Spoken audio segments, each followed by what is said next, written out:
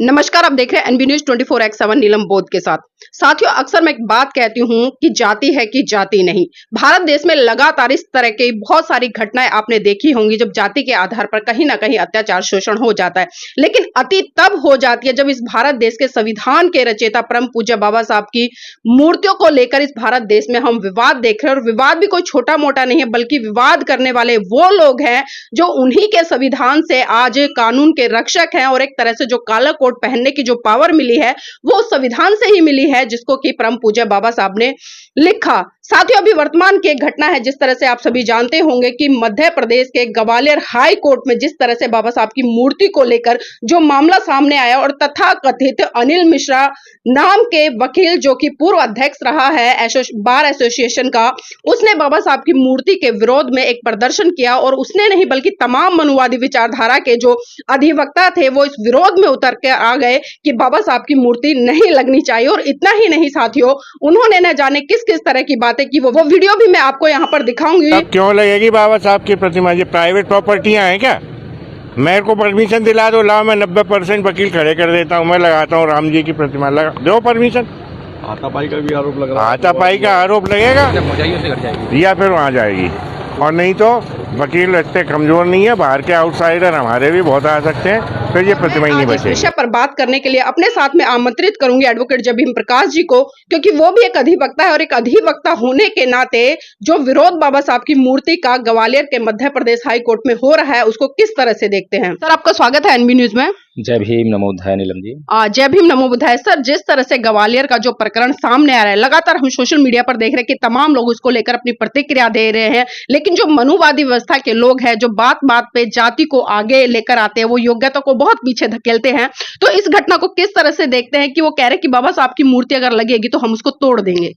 देखिए नीलम जी, एक गली में कुत्ता जो है जब भी आपको दिखाई देगा जी, तो आप जो है उससे यही उम्मीद करेंगे कि वो भौंकेगा, और आप ये भी अपेक्षा कर सकती हैं कि वो काट भी सकता है, और आप उससे जो है अपना बचाव करके ही निकलेंगी, सारी सावधानी बरतते हुए निकलेंगी। तो इसी प्रकार से हर एक व्यक्ति का अपना स्वभाव होता है। जो लोग आज बाबा साहब डॉक्टर भीमराव अम्बेडकर की मूर्ति का विरोध कर रहे हैं, उन्हें शायद ये पता नहीं है कि वो किस बात का विरोध कर रहे हैं। जी, और उनके घर में अगर परम पूज्य बाबा साहब डॉक्टर भीमराव अम्बेडकर की क्रांति हो जाए तो उनके घर का नक्शा ही बदल जाए। अभी उन्हें डर इस बात का है कि संविधान के जरिए जो समानता का अधिकार भारत के लोगों को मिला, जो पिछड़े हुए लोग थे, जो सामाजिक पिछड़ापन इस देश में था, उस सामाजिक पिछड़ेपन को दूर करने का प्रयास इस संविधान के माध्यम से डॉक्टर भीमराव अम्बेडकर ने किया। तो इसी प्रयास को वे जो है विफल करना चाहते हैं, क्योंकि उन्हें पता है कि जो समानता का जो अधिकार मिला है, तो समानता का अधिकार छीनने वाले लोग भी थे। जिन लोगों ने समानता का अधिकार छीना, उन्हें ये डर था कि जिन लोगों का वे समानता का अधिकार छीन रहे हैं वे उनसे अधिक बलवान हैं, अधिक सामर्थ्यवान हैं, अधिक योग्य हैं। इसीलिए उनका बल छीन करने के लिए उनसे जो कंपटीशन था, उस कंपटीशन को ही समाप्त करने के लिए उन्होंने जो है इस प्रकार की जो है नाना प्रकार की यातनाएं, प्रताड़नाएं और मानसिक गुलामी जो है इस देश के एक बहुत बड़े वर्ग के ऊपर लगाई। तो आज भी उनको यही डर सता रहा है कि बाबा साहेब की मूर्ति जहां जहां लगेगी वहां वहां के लोग बाबा साहेब को देखेंगे, पूछेंगे कि ये मूर्ति किसकी है, तो लोग बताएंगे कि ये मूर्ति बाबा साहेब की है। जब लोग ये बताएंगे कि ये मूर्ति जो है बाबा साहेब की है, तो लोग ये भी पूछेंगे भाई इसकी मूर्ति क्यों लगाई है। तो फिर चर्चा शुरू हो जाएगी, और जब चर्चा शुरू होगी तो इस देश का इतिहास भी लोगों के सामने आने लगेगा। सर, एक सवाल बार बार उठता है, खासकर बुद्धिजीवी जो लोग हैं जो इस पर चिंतन मनन करते हैं, इन चीजों को एक तरह से प्रकाश में लेकर आते हैं। वो कहते हैं कि जीते जी अंबेडकर इतने खतरनाक नहीं थे जितने आज वो मरने के बाद हो गए। क्योंकि हम देख रहे हैं कि जब जब बाबा साहब की मूर्तियों की बात आती है या उनके सम्मान सत्कार की बात आती है तो तथाकथित लोग अपने आप को मतलब वहां पर प्रस्तुत करते हैं बाबा साहब का विरोध करने के लिए। तो क्या ये वास्तव में सही है कि एक अंबेडकर जितना जीते जी खतरनाक नहीं था, आज उसकी मूर्तियां ज्यादा खतरनाक है? देखिए, परम पूज्य बाबा साहब डॉक्टर भीमराव अम्बेडकर बहुत खतरनाक थे उन लोगों के लिए जो समानता के विरोधी हैं, न्याय के विरोधी हैं, जो शोषण करना चाहते हैं, अत्याचार करना चाहते हैं। और कोई भी व्यक्ति जो है जो समाज सुधार का काम करता है वो अपने जीवन काल में उतना प्रचलित नहीं हो पाता। लेकिन जब उसका जीवन समाप्त हो जाता है और उसके बाद जो उसके अनुयायी हैं, उसकी जय जयकार करने लगते हैं, उसकी तारीफों के पुल बांधने लगते हैं, जगह जगह आके कार्यक्रम करने लगते हैं, तो फिर जो है वो विचारधारा फैलने लगती है। और जब विचारधारा फैलती है, तब लोगों को मालूम पड़ता है कि उस व्यक्ति का जो कद है वो कितना ऊंचा था। तो इसलिए जो है ये बात तो ठीक है कि जिंदा अम्बेडकर जो जितना खतरनाक थे, उससे कहीं ज्यादा जो है वो अपने मरने के बाद खतरनाक हो गए हैं। हाँ सर, खतरनाक तो हो गए, लेकिन जो अधिवक्ता जिस तरह से प्रोटेस्ट कर रहे हैं, एक तरह से विरोध कर रहे हैं, क्योंकि प्रोटेस्ट और विरोध में दोनों शब्द इसलिए इस्तेमाल कर रही हूँ क्योंकि एक पक्ष वो भी है जो लगातार ये डिमांड कर रहा है वहां पर हाई कोर्ट के सामने बैठकर कि बाबा साहब की मूर्ति जो हाई कोर्ट है उसके प्रांगण में लगनी चाहिए, लेकिन दूसरा पक्ष वो है जो लगातार विरोध कर रहा है और मूर्ति को तोड़ने तक की बात कह रहा है। और वो ये यहाँ तक कह रहे हैं कि अगर यूनाइटी की बात आएगी तो हम यहाँ पर जय श्री राम की भी मूर्ति लगाकर दिखा देंगे। तो जानना चाहूंगी सर, एक तरफ जय श्री राम की मूर्ति की बात हो रही है, एक तरफ डॉक्टर अंबेडकर की बात हो रही है, तो दोनों में मैं फर्क तो नहीं कहूंगी, लेकिन विचारधारा के आधार पर और इस देश के कल्याण के आधार पर कहां तक देखते हैं? नीलम जी, जो लोग चाहते हैं कि बाबा साहेब की मूर्ति लगे, मैं खुले मन से ये कहना चाहूंगा कि दोषी वही लोग हैं। अगर आज कोई बाबा साहब डॉक्टर भीमराव अंबेडकर की मूर्ति लगने का विरोध करने की हिम्मत कर पा रहा है, तो उसके लिए वे लोग दोषी हैं जिन लोगों ने अभी तक केवल विरोध करना सीखा है, मनुवाद को कोसना सीखा है, ब्राह्मणवाद को कोसना सीखा है, लेकिन ब्राह्मणवाद की जगह पर जो बाबा साहब डॉक्टर भीमराव अंबेडकर ने बहुजन समाज के लिए मार्गदर्शन प्रस्तुत किया, एससी, एसटी, ओबीसी के लिए सांस्कृतिक परिवर्तन की बात कही, जिन्होंने कहा कि इस देश में केवल दो संस्कृतियों के बीच में संघर्ष का ही इतिहास है। जी। और दो संस्कृतियां कौन सी बताई हैं? एक तरफ ब्राह्मण संस्कृति, एक तरफ बौद्ध संस्कृति। बाबा साहब बिल्कुल क्लियर कट बोलते हैं। क्या जो लोग आज परम पूज्य बाबा साहब डॉक्टर भीमराव अंबेडकर की मूर्ति को वहां लगाना चाहते हैं, क्या उन्होंने बाबा साहब डॉक्टर भीमराव अंबेडकर के बताए हुए मार्ग का अनुसरण किया? इन्हीं लोगों में से आप जाके इंटरव्यू लीजिए और यही लोग जो हैं ये मनुवादी लोग होंगे, ये ब्राह्मणवादी लोग होंगे, ब्राह्मणवादी मानसिकता में लिप्त लोग पाए जाएंगे। और आपने भी कई जगह इंटरव्यू लिए हैं, और जब आप इंटरव्यू लेती हैं, भीम आर्मी के लोगों का इंटरव्यू लेते हैं जो सड़क पर उतरकर आंदोलन करते हैं और उनके हाथ में जो है कलावे आप देखती हैं। सर वो बात एक तरफ है, क्योंकि अभी जो मैं चर्चा कर रही हूँ, क्योंकि आपने संस्कृति की बात की और इस पर परम पूज्य बाबा साहब भी बहुत स्पष्ट तौर पे रखते थे, क्योंकि जब तक आप अपनी संस्कृति की तरफ नहीं लौटेंगे तब तक आपका कल्याण नहीं हो सकता। लेकिन अभी जिस तरह से मुद्दा गरमाया हुआ है, क्योंकि बार बार जो जाति है, जाति हमेशा आगे आती ही आती है, चाहे आप में कितनी ही योग्यता हो। तो जो अधिवक्ता वहां पर विरोध करे, जैसा कि मैं सवाल पूछना चाहती थी, आज वो काला कोट पहने हुए हैं, यानी कि मैं मनुवादी विचारधारा के लोगों की बात करूं, तो कहीं ना कहीं वो ये समझ भी नहीं पा रहे हैं कि जिस संविधान के कारण या जिस परम पूज्य बाबा साहब के कारण उनके शरीर पर वो कोट आया, उन्हीं का ये एक तरह से बगावत कर रहे हैं। तो सर मेरा सवाल ये था कि जो जयपुर का हाई कोर्ट है, वहां पर आज तक मनु की मूर्ति स्थापित है, उसको लेकर इन तथाकथित लोगों ने कभी विरोध नहीं किया, लेकिन जिस व्यक्ति ने इस भारत देश का संविधान लिखा उसके लिए खिलाफत करते जरूर नजर आते हैं। तो इस पर क्या कहेंगे? देखिए नीलम जी, अभी आपने कहा कि वो समझने के लिए तैयार नहीं है, बहुत अच्छी बात कही है। मेरा आपसे प्रति प्रश्न है कि उनको समझाने का प्रयास किसने किया है? आप बताइए मुझे, किसने प्रयास किया है? उनको कोसने का काम, उनको गाली देने का काम, उनसे संघर्ष करने का काम, उनसे जो है मूंछों का ताव देने का काम, ये तो मैंने देखा है। लेकिन सर अनपढ़ गवार तो नहीं है, वो अपने आप को एक श्रेष्ठ श्रेणी में रखते हैं, बुद्धिजीवी कहते हैं, तो बुद्धिजीवी कम से कम सही गलत की तो पहचान कर सकता है ना? देखिए, जब किसी के मन मस्तिष्क पर पैदा होते ही और उसके मन पर जो है, उसके चित्त पर विभिन्न प्रकार के आलेप लगा दिए जाएं, जाति के और धर्म के, फिर उसको जो है वो समाज, वो परिवार जो है अंधा बना देता है। और फिर ऐसा अंधा हुआ व्यक्ति कुछ भी देखने में समर्थ नहीं होता। अभी पीछे जो सुप्रीम कोर्ट के जो चीफ जस्टिस वाई.के. चंद्रचूड़ जी ने एक स्टेटमेंट दिया कि अयोध्या मामले पर मैं बहुत पसोपेश में फंस गया था और मैं कई दिनों तक राम की मूर्ति के सामने बैठा रहा। अब बताइए, इससे बड़ा अंधापन क्या हो सकता है? जिस व्यक्ति को राम का जो चरित्र है उसकी अगर बात की जाए, पेरियार ईवी रामास्वामी जी ने सच्ची रामायण की चाबी किताब लिखी, उसका हिंदी में अनुवाद जो है पेरियार दलाई सिंह यादव जी ने किया, और सुप्रीम कोर्ट, इसी सुप्रीम कोर्ट ने जो है वो केस भी जितवाया, राशि भी दी, जो राशि भी उनको दी, मुआवजा दिया।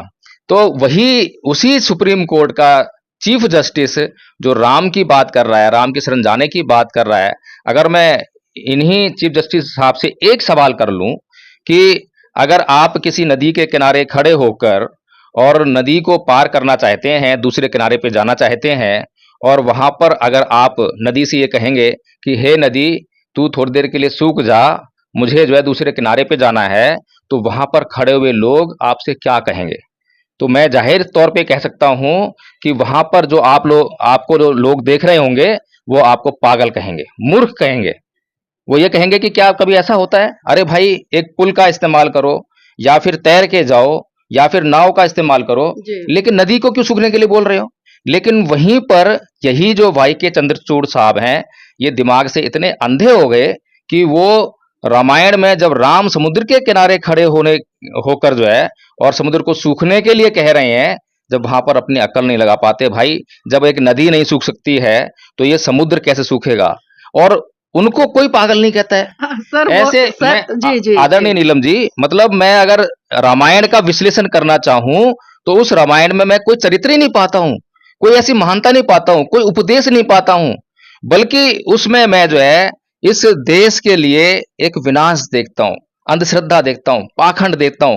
संविधान हमारा साइंटिफिक टेम्परामेंट की बात करता है और सुप्रीम कोर्ट का जज जो है अंधविश्वास और पाखंड की बात करता है, सर, चमत्कारों की बात करता है। वो तो उसी विचारधारा के, स्वाभाविक सी बात है कि उस पर काम तो करना और उसी को आगे इसीलिए बढ़, लेकिन अभी वर्तमान में जो सीजेआई नियुक्त हुए हैं वो तो बौद्ध समाज से बताए जा रहे हैं और भारत के पहले बौद्ध हैं जो कि सुप्रीम कोर्ट के एक तरह से जज बने हुए हैं। तो सर, उनकी भी कोई प्रतिक्रिया इस पर नहीं आई है, चाहे हम राष्ट्रपति की बात करें, तमाम उन बहुजन नेताओं की बात करें, तमाम उन सांसदों की बात करें जो कहीं ना कहीं रिजर्व सीट से और बाबा साहब के संविधान से आज संसद में बैठे हैं।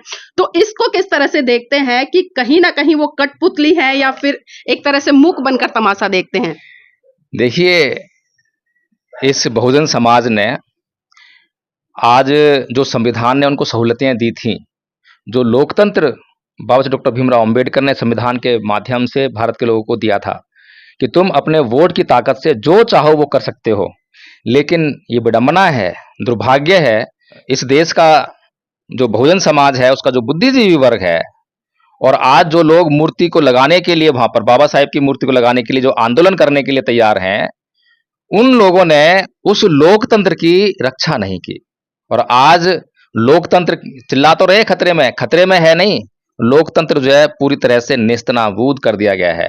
लोकतंत्र के जो सारे के सारे पिलर हैं, वो आज जो है ये जो देशद्रोही लोग हैं, इनके हाथ में चले गए हैं। लेकिन सर, अब तो कम से कम ये लोग खुलकर तो बोल रहे हैं, क्योंकि एक समय वो था जब ये खुलकर भी नहीं बोल सकते थे, किसी चीज के प्रति अपना विरोध प्रदर्शन भी नहीं कर रहे थे। लेकिन संविधान के माध्यम से और कहीं ना कहीं जैसे जैसे धीरे धीरे जागरूकता आ रही है, कार्यक्रम हो रहे हैं, लोग कैडर कर रहे हैं, तो कम से कम इतना तो है कि वो आज इनके खिलाफ खड़े हैं आमने सामने।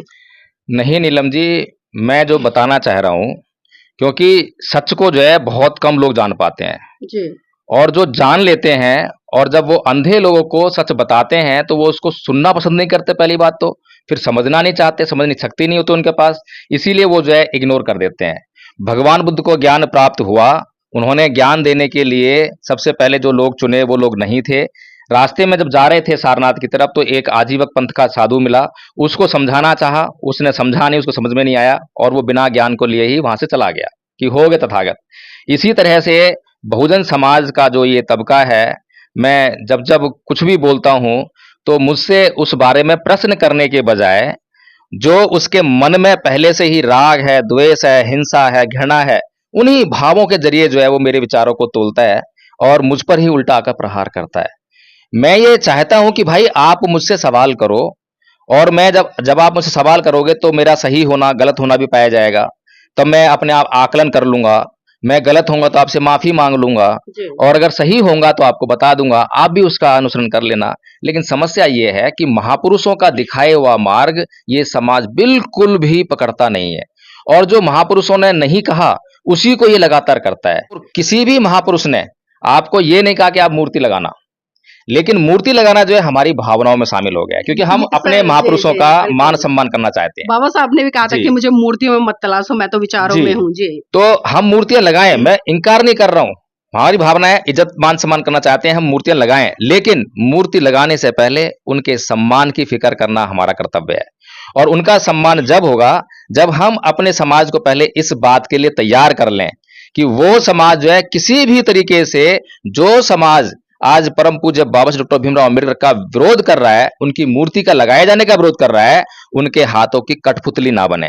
पहले अपने समाज को इस पाले में तो ले आओ। कोई भी व्यक्ति जो अपने आप को महापुरुषों की विचारधारा पर आधारित बोलता है और वो कहता है कि मेरे पीछे बहुत लंबी चौड़ी भीड़ है, मेरे पीछे 85% लोग हैं, और जब वो पीछे मुड़कर देखता है तो वो सारे लोग जो है कलावा बांध के उस तरफ दिखाई देते हैं। तो वैचारिक क्रांति होनी चाहिए। बिल्कुल नीलम जी, ये सांस्कृतिक परिवर्तन का मामला है। मैं कह कह के थक गया हूं, लेकिन समस्या ये है ना तो इसको बहुजन मीडिया समझ पा रही है और ना ही बहुजन समाज का जो बुद्धिजीवी वर्ग है वो समझ पा रहा है। उसको आंदोलन करना पसंद है, और आंदोलन भी कौन सा, आंदोलन करने का मतलब भी नहीं मालूम है। आंदोलन करने का एक ही मतलब है, सड़कों पर उतरकर या धरना प्रदर्शन करना या नारे लगाना, यही आंदोलन का मतलब रह गया। आंदोलन का बड़ा भारी मतलब होता है, आप उस व्यवस्था को जो भी चल रही है उसमें कुछ डिफेक्ट पाते हैं और आप उस डिफेक्ट को दूर करने के लिए आप जो है कार्यरत हो जाते हैं, उसे कहते हैं आंदोलित होना। लेकिन समस्या ये है कि अभी तो लोगों को पता ही नहीं है कि उनके सिस्टम में डिफेक्ट क्या है।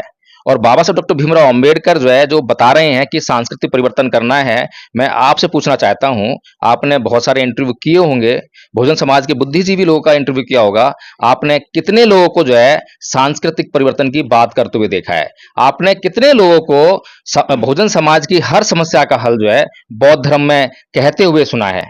क्या आपने किसी को सुना है, बताइए मुझे। सर, जहां तक मुझे अवगत है, क्योंकि सवाल दाग दिया है आपने और मैं पत्रकार हूं, लेकिन फिर भी मैं देने का प्रयास करूंगी। मैं तमाम लोगों से चर्चा करती हूँ, तो एक सवाल का जवाब बड़ा पलट के आता है कि जब तक हमारे पास में सत्ता नहीं होगी तब तक किसी भी समस्या का समाधान नहीं होगा, और इसलिए लोग कहीं ना कहीं सत्ता की तरफ लगे हुए हैं। लेकिन जिस तरह से आप कहते हैं अभी वर्तमान में, लेकिन आपसे पहले जो हमारे महान पुरुष रहे हैं उन्होंने बिल्कुल स्पष्ट कहा है, और मुझे बाबा साहब की जो उनका साहित्य है, क्योंकि वो साफ साफ लिखते हैं कि इस देश में दो संस्कृतियों की लड़ाई है, और जब तक इस संस्कृति की लड़ाई को बहुजन समाज का जो 85% है वो नहीं समझेगा, तब तक ना तो वो सत्ता में पहुंच पाएगा और ना ही जो उसकी इज्जत है, आबरू है या एजुकेशन है, मतलब तमाम चीजें हैं कि वो उनकी तरफ नहीं बढ़ पाएगा। तो सर मैं नीलम जी आपको जो है एक और बात का सबूत दे देता हूं, इतिहास में चलकर देखते हैं।